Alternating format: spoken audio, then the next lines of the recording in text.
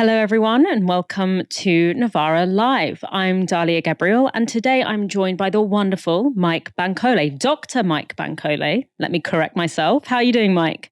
Yeah, not too bad. I feel a lot brighter than I was last time I was in Novara. I think I was kind of half asleep, struggling to string together a sentence, but I'm back brighter and better. So looking forward to the show. Yeah, Mike, they're referring to our 8-9 hour election sesh where Mike and I were doing the kind of 3 a.m., 4 a.m.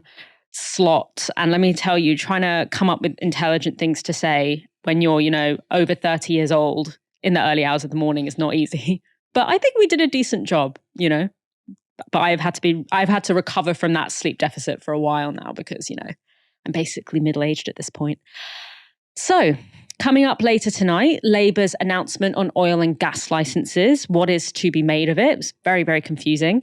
Water bills are set to go up again, with one major supplier today going into special measures. And recently unseated Labour MP Thangam Debbonaire has spoken out about Labour's position on Gaza. Starmer is under renewed pressure to scrap the two-child benefit cap. The policy prevents poor families from claiming benefits for more than 2 children, costing them more than £3,000 of support per child affected. And new figures released today by the government show the devastating scale and impact of the policy. 1 in 9 UK children, a total of 1.6 million, were impacted by the cap last year, which is an increase of 100,000 on the year before that. The cap was introduced by George Osborne in 2015 when he was Chancellor, and research has repeatedly shown it to be the single biggest driver of child poverty in the UK. Campaigners have long urged Labour to scrap the cap, something Starmer has repeatedly refused to commit to. And today's figures have only increased that pressure. Action for Children said that the figures, quote, confirm the relentless expansion of this cruel policy which creates and entrenches child poverty. Save the Children also added that today's news is an outrage and that, quote, more and more children will suffer every year just because they have siblings. And this is what Chief Executive of Child Poverty Action Group, Alison Garnham, had to say. Children are losing their life chances to the 2-child limit now. They can't wait for the new government to align every star before the policy is scrapped. The PM came to office pledging a bold, ambitious child poverty reduction plan, and there's no way to deliver on that promise without scrapping the 2-child limit, and fast. This is not the time for procrastination or prevarication. The futures of 1.6 million children are on the line. Starmer's refusal to commit to undoing this policy was part of his whole "we refuse to make uncosted promises" line. But the problem with that line is that Labour has committed to, for example, protecting the triple lock on pensions, which would cost £13 billion, a figure that will only go up because of our ageing population. So Starmer's refusal to cost the promise to axe the benefits cap is a choice, despite the fact that children in this country are significantly more likely than pensioners to be in poverty. And it's not just campaigners urging Starmer to make a commitment here. The Liberal Democrats say they would scrap the cap, which they describe as, quote, cruel and counterproductive. An LBC correspondent, Aggie Chambra, has reported on discussions among SNP MPs, an independent MP, and one Labour MP about forcing a vote on the cap in the Commons. On the prospect of that, she also reported this. One Labour MP told me many in their party are raging and that this MP thought many would vote against it if it did come to a vote. But one cabinet minister said that although people in the party don't like it, there's nothing to be done because of the fiscal rules. That old chestnut. Basically, it is possible that Starmer may already be facing his first rebellion. Kim Johnson is a Labour MP for Liverpool Riverside, and she has said that she'll lay an amendment to the King's speech next week to axe the 2-child benefit cap. Former Chancellor John McDonnell told the Mirror that he'll do the same if Starmer doesn't shift his stance on the policy, adding that he believes it's inevitable that Starmer will be forced to concede. So what has the government said in response to this renewed pressure? Well, the new Work and Pension Secretary, Liz Kendall, has said today that she'll meet with charities and experts next week. But despite calling child poverty rates a stain on our society, She gave no actual indication that the government would scrap the cap.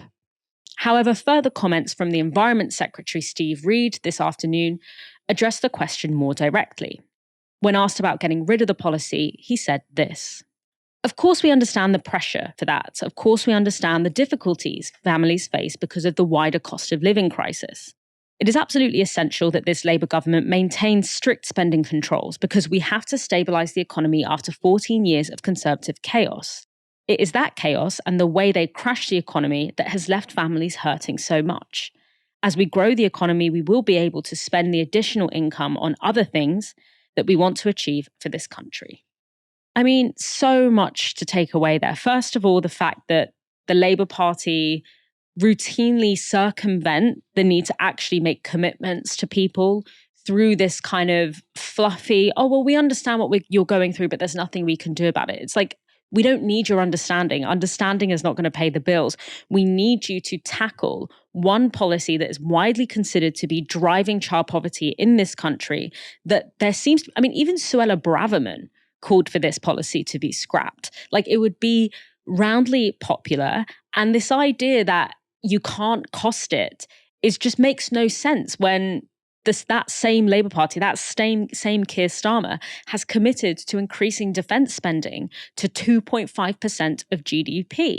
So it's very clear that this is not about some kind of infallible economic rule. This is really about political choices.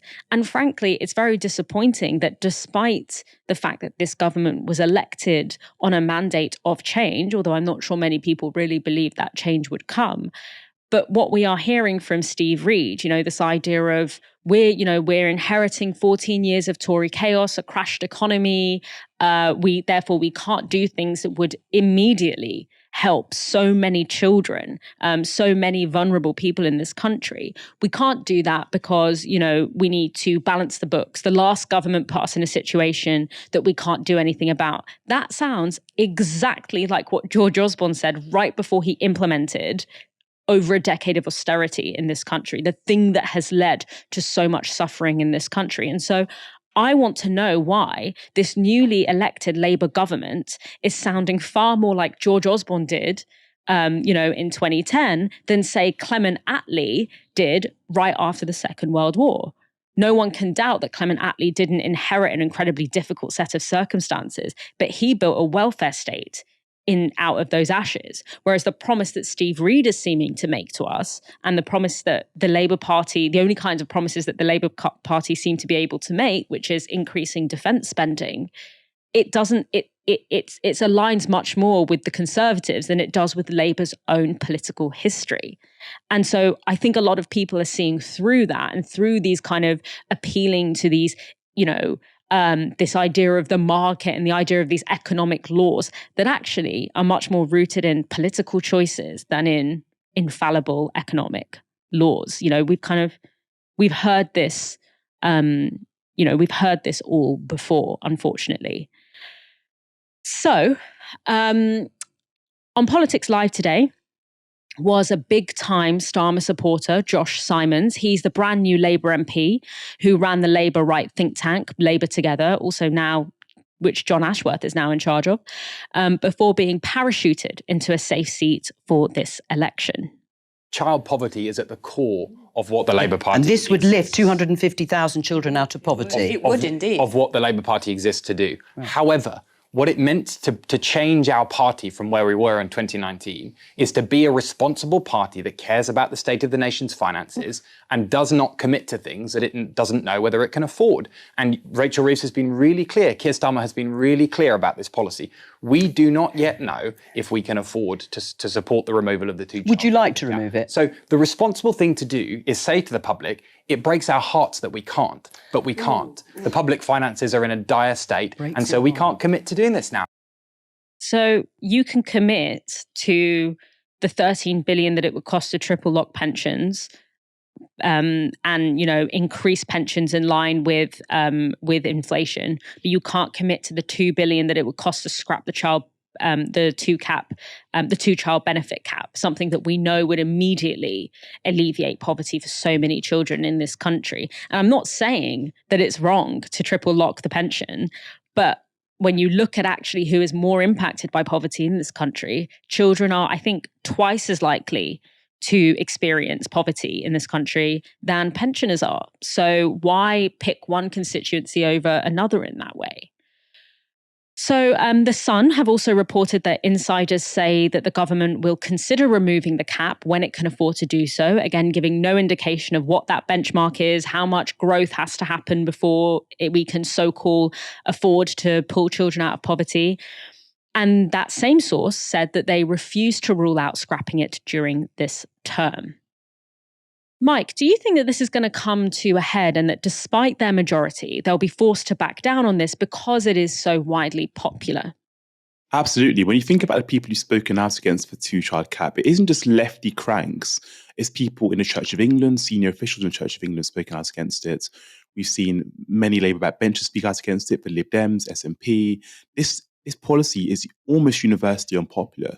And I think for Labour have this majority, right? And we know this majority is quite fragile in some ways. So what Labour need to think about is how can we secure some early big wins? How can we bring people on side? How can we kind of strengthen our support across the country? Now, this is clearly one of those things that will strengthen its support across the country, right? Because people don't want to see children in poverty. And let's be absolutely clear about the two-child cap. This is one of the most devastating policies, kind of welfare policies at this current moment in time. And if we want to effectively address child poverty in this country, we have to abolish the two-child cap. It's as simple as that. We need to be emphatic and use that kind of language when it comes to raising concerns about this policy. The policy is problematic because what we're saying is we know that children in families where there are three or more children, these families already struggle because of the increased cost of having that many children and maybe difficult for parents to get jobs and flexibility is more difficult. And what we're saying is we're going to remove the kind of support for those families who are already more likely to suffer. It's completely ludicrous. And I think ultimately, as we've seen, all the stats and all the data suggest that this would lift hundreds of thousands of children out of poverty. And that's a good thing. That can only be a good thing. So I think if this is a government who, and Starmer said last week, we're going to govern for all of Britain. If you're going to govern for all of Britain, I think governing for working class families who are suffering, children in poverty, that would be a pretty good place to start. It's a pretty big win for Labour early on, and it could be a sign of wow, maybe they are going to bring some change and maybe they are going to act in the favour of those in Britain. And again, this is universally unpopular. And Labour often do this thing of competence, right? So let's think about this. I think this policy should be abolished because it's going to plunge more children into poverty, right? But let's think about it from a Labour kind of competence point of view. Now, if we cast our minds back to why this policy was introduced, what George Osborne and co were saying around the time is, well, look, it's going to mean people have less children. It's also going to mean there's going to be more parental employment. Now, both of those things haven't happened. It's had a negligible impact on kind of, people having children. And it's also not led to kind of this real spike or rise in parental employment. So actually, not only is the policy plunging children into poverty, it also, to kind of use the Labour line, it doesn't work. It's not effective at kind of its own kind of cited aims. And look, I think this policy wasn't about those kind of aims that the Conservatives stated. This was a policy based almost entirely on cruelty. But if you want to view it through that lens, it's not working and it's plunging children into poverty. So for me, this is an easy win for Labour, and I'm really surprised Starmer and Labour aren't trying to kind of score this goal. Absolutely. I think it seems ideologically motivated, but it's like, what is the ideology that's motivating it? Not helping children and child poverty is one of those things that should be such a deeply uncontroversial thing to take action on. Is it because children can't vote, whereas pensioners can, and therefore they don't deserve to have their kind of social security infrastructure protected? It doesn't make any sense. Is Ed Miliband tough enough? Maybe he is. A Telegraph scoop announced this morning that the newly crowned Energy Secretary overruled his own officials with an immediate ban on new North Sea oil exploration licenses. The latest round of licensing applications had been submitted by oil companies in autumn last year, with confirmation by regulators expected in the coming weeks. Miliband's apparent decision to intervene would mean that oil companies have wasted millions on preparing their bids and that the government could face legal action as a result. But there is a twist. The Department for Energy now denies that Miliband overruled those new licences, calling the Telegraph piece a complete fabrication. In a statement to City AM, they said this: "The piece invents meetings and decisions that have not taken place. As previously stated, we will not issue new licenses to explore new fields. We will also not revoke existing oil and gas licenses and will manage existing fields for the entirety of their lifespan. We are working with the North Sea Transition Authority to ensure a fair and balanced transition in the North Sea." So all very confusing there on what's been announced and what hasn't been announced, but regardless, like that DFE source just said, Labour's position hasn't really changed. They said before the election that they would ban new oil and gas licences, and now the Secretary of State seems to be following through on that manifesto promise. It hardly warrants such a bombastic headline, does it? But to make a little more sense of this, I'm joined now by Tessa Khan, Executive Director of Campaigning and Research Organisation Uplift, who supports a rapid and just transition away from fossil fuels. Tessa, what did you make of these conflicting pieces of news today? Yeah, certainly. Thanks so much for having me on, Dalia. Basically, what we know is that, as you said, Labor was elected on a promise to end new exploration licences for oil and gas in the North Sea. And today there was a story coming out of reporting by The Telegraph, which seems to have been largely confected to confuse people about Labor's implementation of that position. And the story that was reported today was about licences that are outstanding under the last licensing round for exploration in the North Sea, which was instigated by the Conservative government in late 2022. And basically, there are a bunch of licences that were awarded to oil and gas companies under that licensing round. There are a few that are outstanding, and they've been held up on potentially grounds including the impacts that they'll have on the local marine environment. And this story today was claiming that Labor had told the oil and gas regulator, which is the body that formally issues licences, not to issue whatever remaining licences are yet to be awarded. But all of that's subsequently been denied, and it really feels like a concerted attempt by the oil and gas industry to bounce this government into making announcements about their oil and gas position before they're actually ready to do that. So why would they do that? Is it about coercing the Labour Party to come out and confirm that they are not going to be revoking any of these licences? It absolutely is a tactic by the oil and gas industry to undermine the Labor government's stance on ending new oil and gas licensing. It's something that we've seen them do repeatedly over the last couple of years, ever since Labor came out on the record and said that they wouldn't approve new oil and gas licences in government.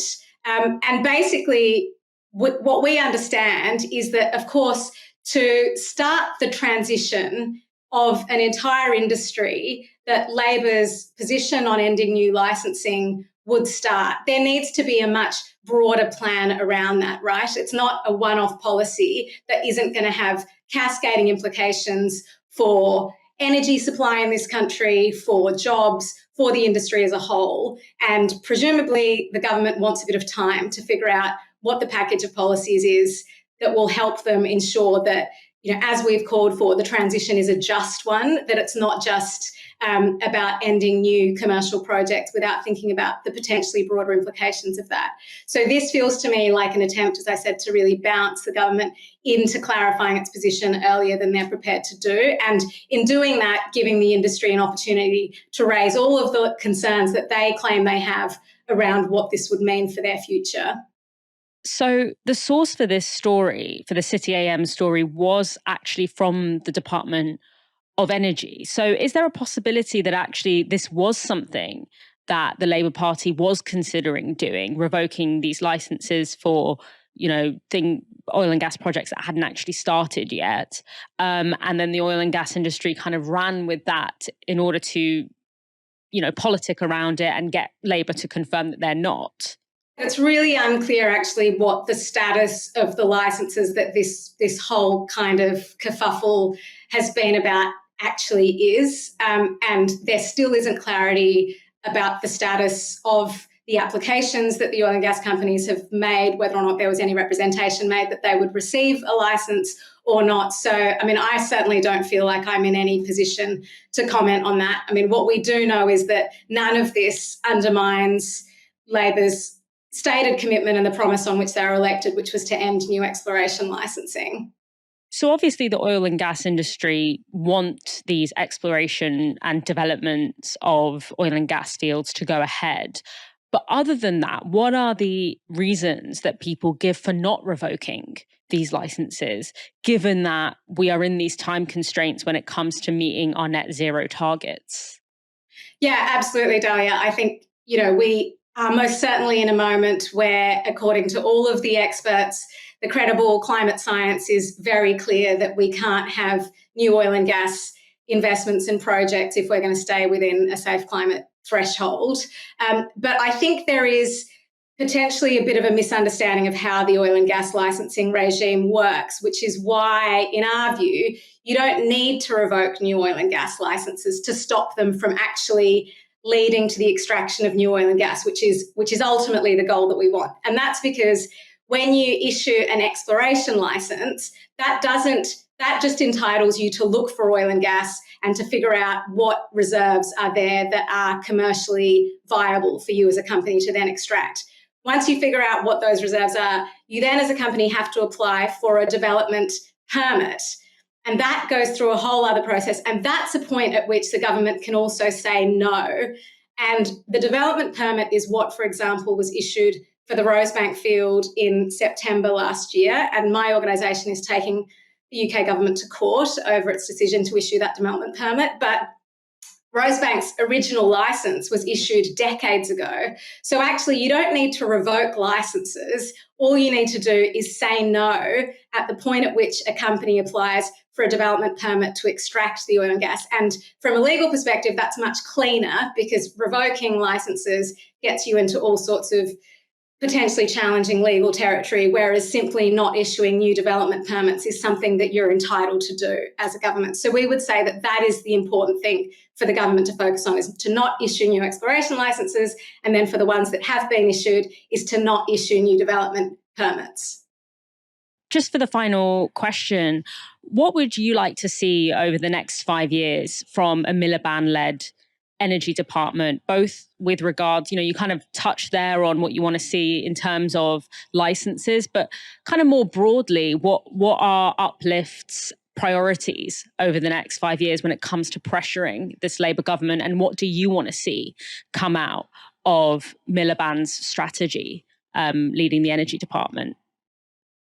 Yeah, that's a great question. So in short, we want to see, in line with the climate science, we want to see an end to any new oil and gas projects. That is crystal clear, that we simply cannot afford to continue to invest in new oil and gas infrastructure, given where we are with runaway climate change. So that's step number one. So as I said, that's no new exploration licenses and no new development permits.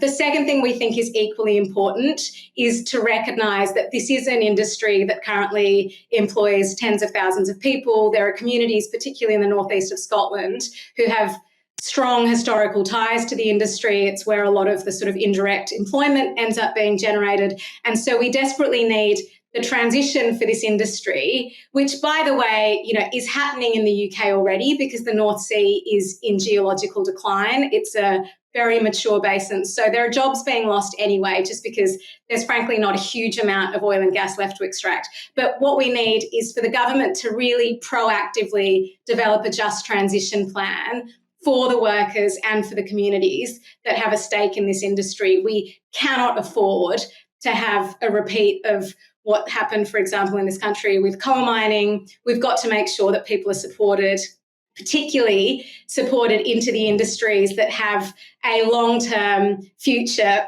both in terms of their economic advantages, but also that are sustainable for the climate and the environment that we depend on. So that's, I think, really clear. And we've got to make sure that we move as quickly as we can, as a third thing and a third concern, I think, for Ed Miliband, to get rid of fossil fuels across our energy system as quickly as possible. I mean, our dependency on gas in the UK in particular is exceptionally high. We've had the highest energy bills, household energy bills of any Western European country because we're so reliant on gas to heat our homes in particular.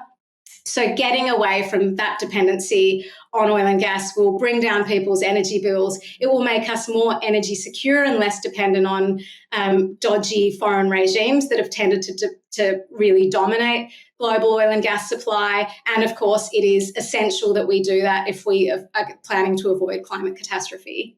As water bills skyrocket, Britain's largest provider has been placed into special measures. Thames Water will now face additional oversight from the water regulator, Ofwat. Under these new measures, the company will have to cut sewage spills and prove its finances are in order to avoid being broken up, listed on the stock exchange, or forced to cap its £15 billion debt. This comes after the company asked Ofwat for permission to increase bills by 44% over the next 5 years. Ofwat's price review director, Chris Walters, slammed Thames Water's proposal, saying this: "Overall, it lacked ambition. Parts of it certainly did not have the assurance of Thames's own board, and it's difficult for us to stand behind a plan that a board won't stand behind." All water companies across England and Wales have submitted proposals, with all of them seeking hefty price rises. The largest came from Southern Water, requesting an increase of nearly 73%. Ofwat has made a decision, though. The regulator is allowing an increase of 22%, meaning that customers face an average price hike of £19 a year until 2030. But some say that is still far too much.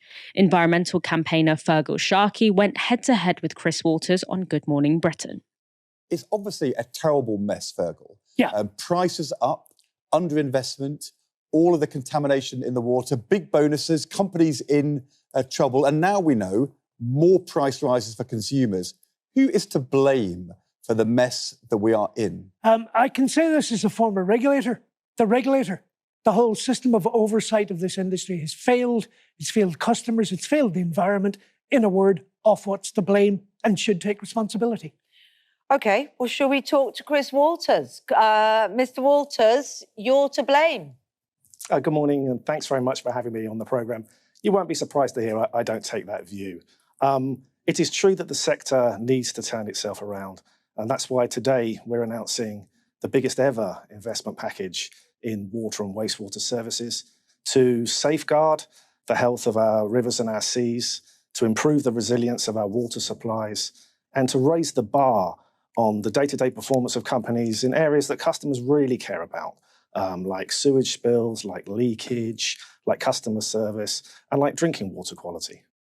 Ofwat's meagre proposals have also faced criticism from the government, with Chancellor Rachel Reeves describing the hike as, quote, a bitter pill to swallow. Speaking to PA Media, Environment Secretary Steve Reed said this: "The new government will force water companies to tackle illegal sewage dumping into our rivers, lakes and seas. Firm action should have been taken much earlier to ensure money was spent on fixing the sewer system, not siphoned off for bonuses and dividends. The decisive steps set out today will mean this will never be allowed to happen again. After meetings with water bosses this afternoon, they have now signed up to my initial package of reforms as we work towards cleaning up our water, prioritising the interests of water customers and the environment, and fixing our broken sewage system." I find that phrase water customers so funny. It's like, are we not all water customers? Because otherwise we'd be dead. Mike, interestingly, privatisation, nationalisation, that whole thing hasn't come up once. Since water companies were privatised in 1990, they've accrued over £60 billion of debt, paid $53 billion to shareholders. Is it time that renationalisation was actually on the table?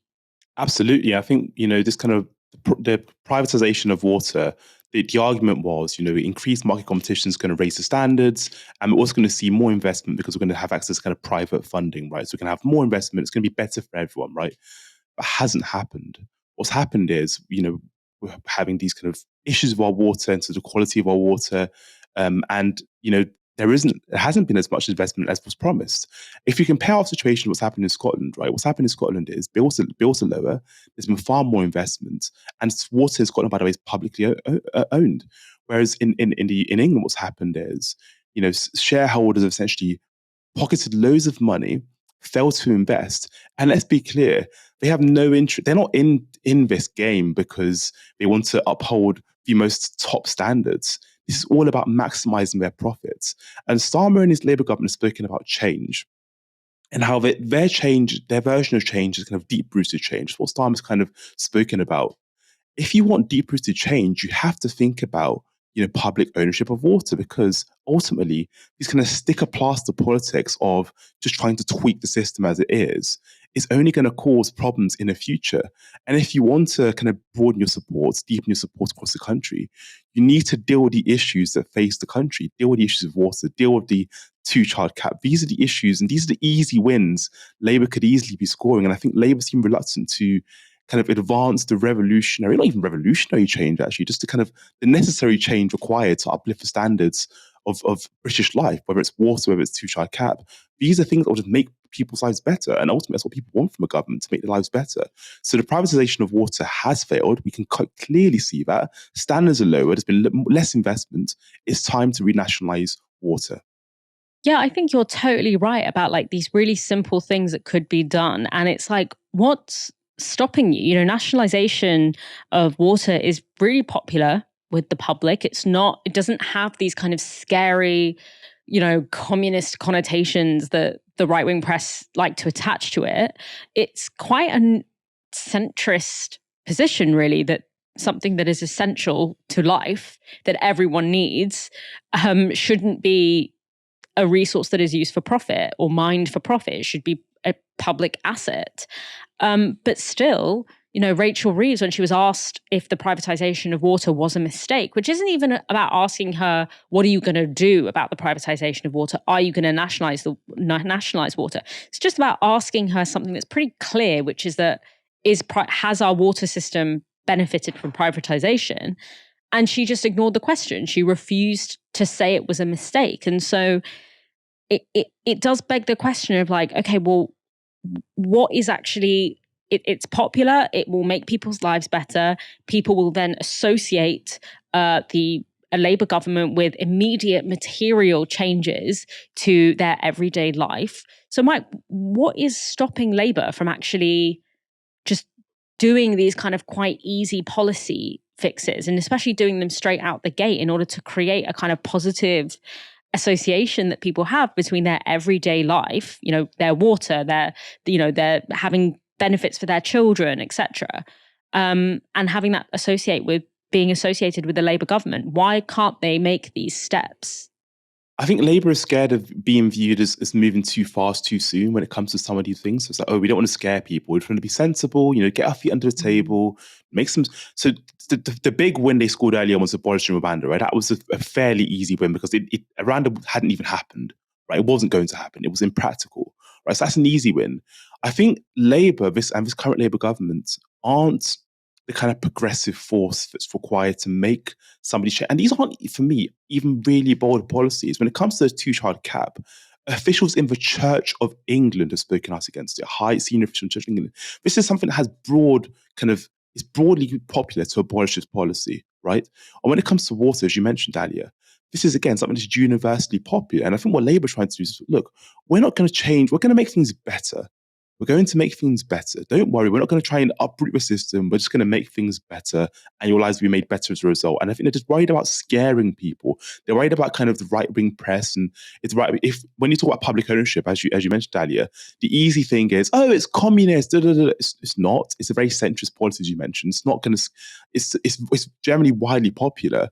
And I think Labour at the moment is kind of really treading this really delicate line of let's just be sensible, let's just be competent, let's just be effective. And ultimately, what they don't realise is if you don't deal with today's problems quite effectively and quite strongly, you're just kicking a can down the road. So if you don't kind of think about public ownership and look at how private ownership hasn't worked and will not work, we know this, we can see this. People across the country can see this.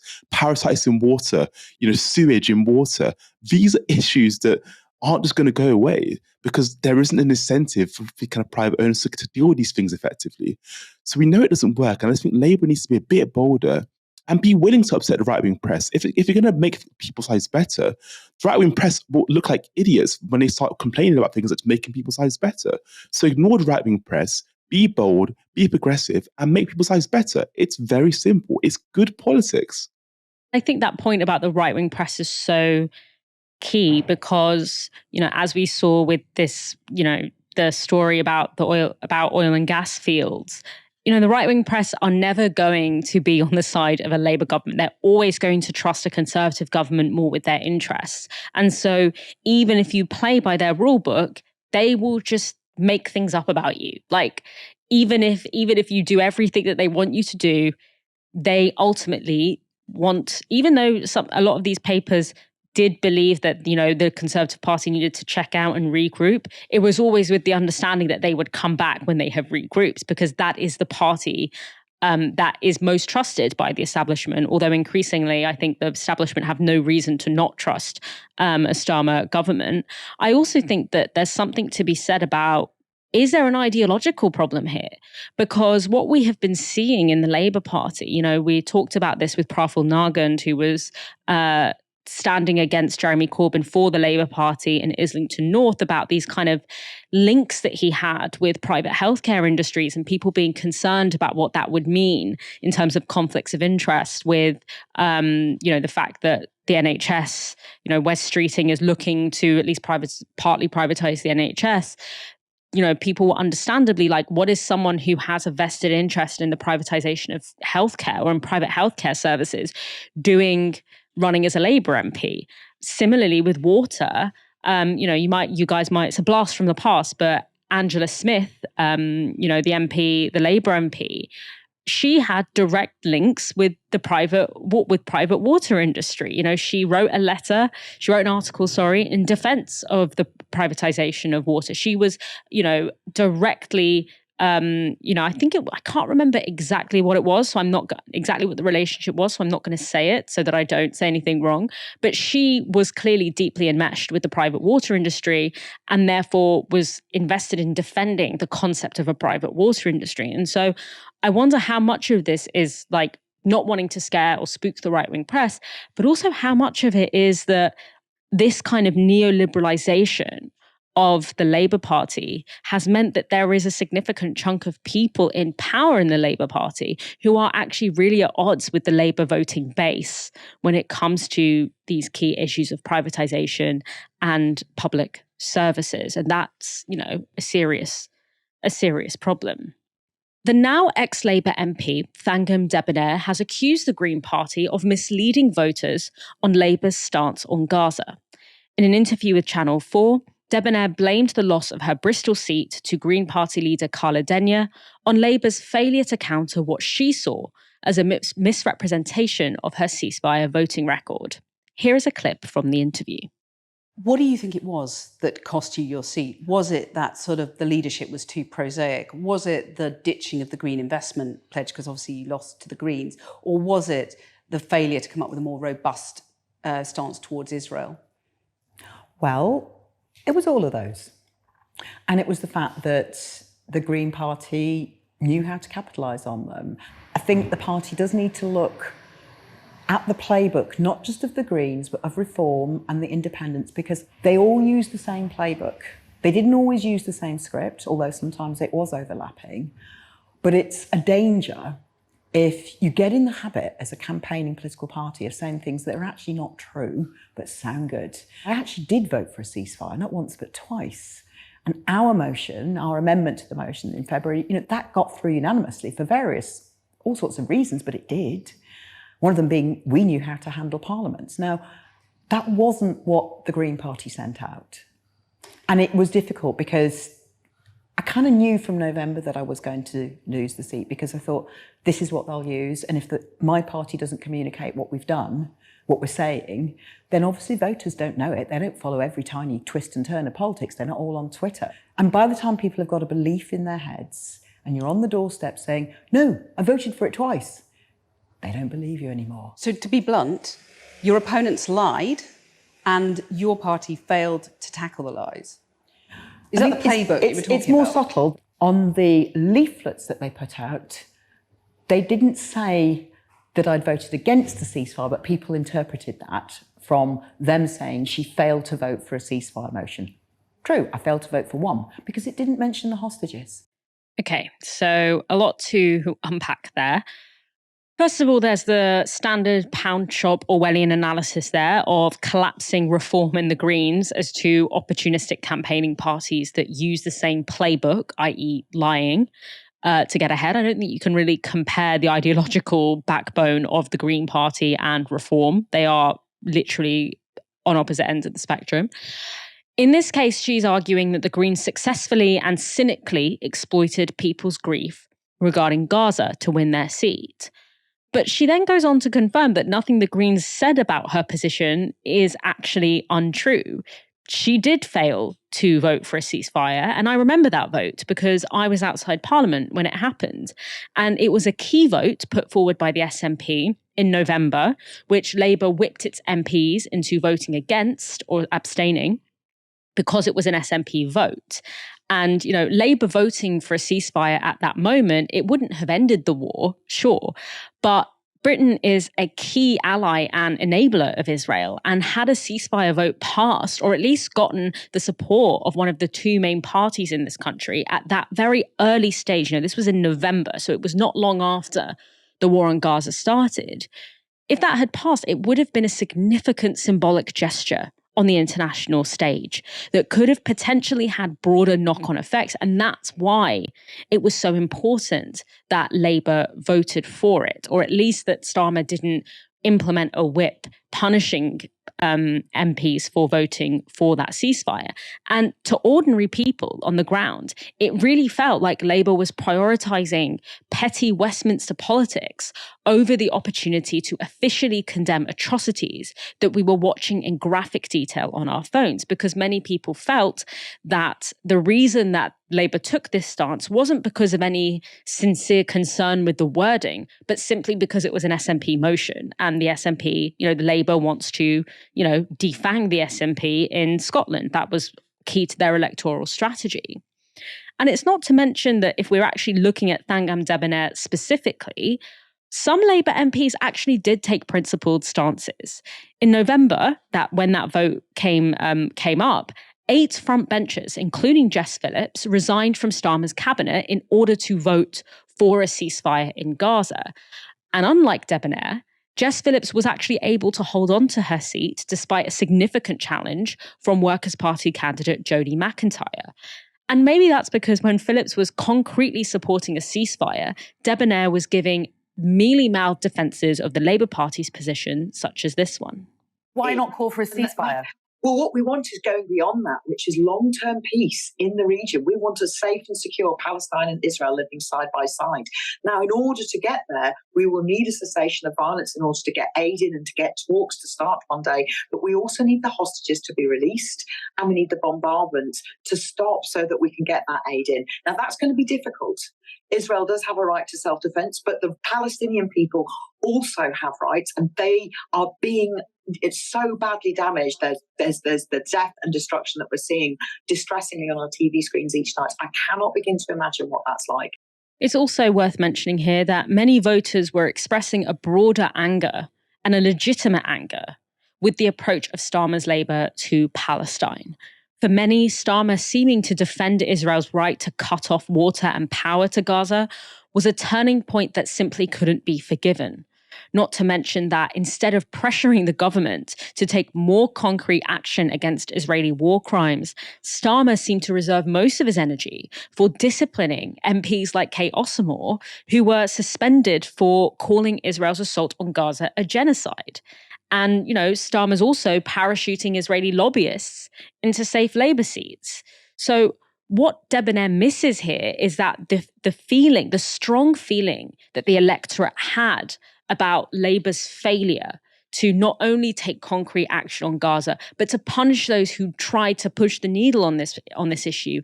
That was not because they were easily manipulated by a cynical Green Party campaign. That was actually deep political literacy and conviction on behalf of the electorate. That's something that I think Debbonaire could stand to learn from some of her, well, people who were at one point voting for her and chose not to vote for her in the most recent election. Debbonaire also misses that support for the Greens in Bristol was already growing before the war on Gaza even began. So whilst Debonaire's vote share in the 2019 election was strong, that was during Corbyn's left-wing leadership. Once Corbyn was replaced by centrist Starmer, support for Labour in the local council elections plummeted in favour of the Greens, who gained 10 seats. So support for Labour in Bristol was already waning in favour of the Greens, and Gaza was simply the final nail in the coffin. So, Mike, there's a lot to discuss here, and I think that interview tells us a lot about the way that the Labour Party is not really taking responsibility for the voters that they lost in this election. Debonaire's main point here is that there is actually no problem with the party's position on Gaza. It was just a matter of communication. Do you think this was just a communication issue, or was there something specific and concrete about the Labour Party's approach to Gaza that caused them to lose votes to independent pro-Palestine MPs and to Green Party candidates as well?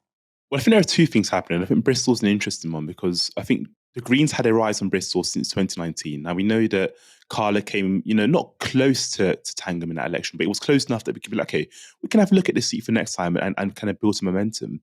Now, what happened in the local elections in May is that the Greens won every single ward in the Bristol Central constituency, right? And they were one seat short, I think, of a majority in the council. So the Greens have been building momentum for a number of years in Bristol Central. What also happened is we know that Starmer, over the past 4 or 5 years, has shifted Labour to the right. Now, Bristol, for those who've been to Bristol, will know that Bristol is a city that generally leans to the left. So all of those things kind of amalgamated and came together, and the Greens just began to build momentum. Another thing that was key and an important thing to note in Bristol Central is the constituency boundary changes, which I think some people said it halved Debonaire's kind of vote share because it kind of favoured the Greens in some ways. So all those things matter. But what's really, really important as well, and I think ultimately Palestine was the kind of tipping point, was the growing momentum was really there, and Gaza was like the kind of like final nail in the coffin in my view. And what happens is people seem to view this kind of war in Gaza as an ethnic issue, as a Muslim issue. And in some ways it might be, but this was also viewed by many voters, including those in Bristol, as a moral issue. And what Labour have done since October the 7th is be committed, dogmatically committed to being on the wrong side of history. Whether it's Starmer's infamous interview of, Israel has the right to defend itself and, Israel has the right to cut off electricity and water, or just a general approach, Labour's failure to call out the genocidal language used by its senior Israeli politicians, Labour's failure to speak compassionately about Palestinians and their plight, and to speak about the plight and use emphatic language about the plight of Palestinians in Gaza.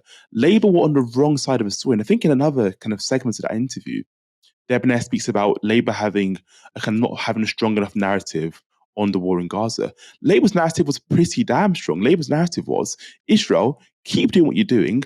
We support your right to defend yourself. Now, as we know, hundreds of thousands of people have died in Gaza. Palestinians have been kind of indiscriminately targeted by the Israeli state. And Labour kind of stood back and said, yeah, carry on, guys. So that's why voters punished them, because it wasn't just viewed as kind of like Muslim issue. If a government or if a party cannot defend the plight of civilians, the indiscriminate plight of civilians, what does that say about where they could take the country moving forward? What does that say about their foreign policy approach moving forward? And that's where voters were. Voters viewed this issue as a moral issue. And voters across the country, whether it's the independents who won, whether it's the Green seats that won as well, voters punished Labour's stance on that issue. And it's because it was seen as a really important moral issue. And I think that's the lens through which people need to view this issue. This was an issue that says to me, if Labour aren't going to stand for the most vulnerable in society or the most vulnerable around the world, what does that say about a general governing philosophy? And for loads of voters that said, I'm not so sure they're going to care about them as marginalised across the world or in Britain. And that's why they were punished. So yes, their narrative was clear. They were on the wrong side of history. And if you want to win over those voters, they need to have the humility to understand that it wasn't about communicating your position clearer. It was that your communication was clear enough. We all got the point and we didn't like it. And if Labour continue to win the wrong side of history on this issue, they will be punished, whether it's at by-elections in a couple of years to come, whenever the by-elections happen, whether it's at local elections. This stance will be punished. I don't think that Labour understood that for so many people in this country, what is happening in Gaza is like one of the great moral atrocities of modern history. And I think there's a strong sense that that is how future generations are going to look back in this moment and, you know, in those terms. And with the gravity of that, it feels like, well, of course, I'm not going to vote for a party that seems to be complicit in that continuing. And I also just think that this idea of like, oh, how could the Green Party be so cynical as to lie about me? First of all, by her own admission, they didn't actually lie. Like, they did say what her position was. Second of all, a lot of people, you know, could see that the Labour Party were not stepping up to this moment. But also, like, Thangam Debbonaire is from the right of the party. The right and the centre of the Labour Party have no problem lying and smearing parts of the party that they don't disagree with. They just came off from calling Muslim voters who were leaving the party because of the position on Gaza, shaking off the fleas. Like, these are not people who are like above smearing and, you know, misrepresenting factions that they don't agree with and factions that they don't like. And so I think it's a really bad, if I was Thangam Debbonaire, I would have just called it. I think it's a really bad look after you've lost in not just a specific seat like that, but, you know, if we look at broadly across the country, you know, I think it's like 4 pro-Palestine independent MPs plus 4 MPs from the Green Party won seats in this election. Reform, which are considered to be, you know, the insurgent party in the country, you know, the country whose voters we all have to take really, really seriously, who, you know, can't be written off at all, who are the main characters, as it were, of this election, they won 5 seats. So really the pro-Palestine vote was actually stronger in many ways than the Reform vote. And I think it's a really bad look for someone like Thangam Debbonaire to go on TV and basically say they were all gullible and tricked by, you know, a manipulative Green Party campaign. That's not, people voted with quite a lot of moral clarity. And I don't think that the Labour Party could really understand what that kind of, how motivating that kind of moral clarity on this specific issue was going to be. Right, before we wrap up the show, we've got some really good super chats, actually. So from C. Jeffrey, we've got £5 from C. Jeffrey. Thank you so much. He says, if they won't renationalise water now when they have 421 seats, when will they ever do it? I think that is such a good point. Like, they have the mandate, they have the power.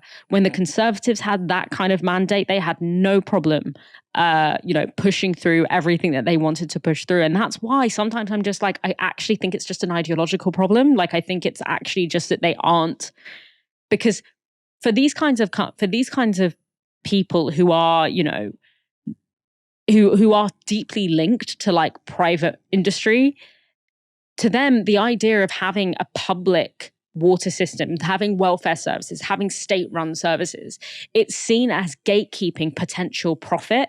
And it's like, if you are in the mentality that you think that everything in our economy should be up for grabs for you to make profit from, then of course you're going to be against nationalization, because it's like, why would you deny yourself the spoils of privatization? And this is why this conflict of interest question is really important. What your business roots are, where your financial loyalties lie, is really important when it comes to who is in political power. We've also got from Shiny Warm, £8. Thank you so much. When the Labour Chancellor says the role of public money is to de-risk private finance capital, we know the Labour Party has been captured by Thatcherism. Great point. That is one of the great lies of privatisation, the great lies of neoliberalisation, this idea that having a neoliberal economy eases pressure on the public purse. That is absolutely not true. What it does is it means that instead of state money subsidizing infrastructure for everyday people, state money is subsidizing the ability of private finance capital to make profit from our most basic needs. This idea that the state withdraws in order to make privatization happen, that the state shrinks in order to make privatization happen, is completely false. The state remains intact. The state is required financially and politically in order for privatization to take place, in order for private finance capital to make profit from privatizing our services. It's just that instead of our taxpayer money going back into our society, it's just going up. It's like the opposite of trickle-down economics. It's like trickle up taxpayer money into the pockets of shareholders, who ultimately then rely on us to bail them out when inevitably they fail to deliver. So, God, you're such a smart audience. I really do think that we must have like the smartest audience of all of the political media channels. So thank you so much again for your input. And thank you, Mike, for joining me tonight. I hope you had a good night with me tonight. It's been a blast. I've loved it.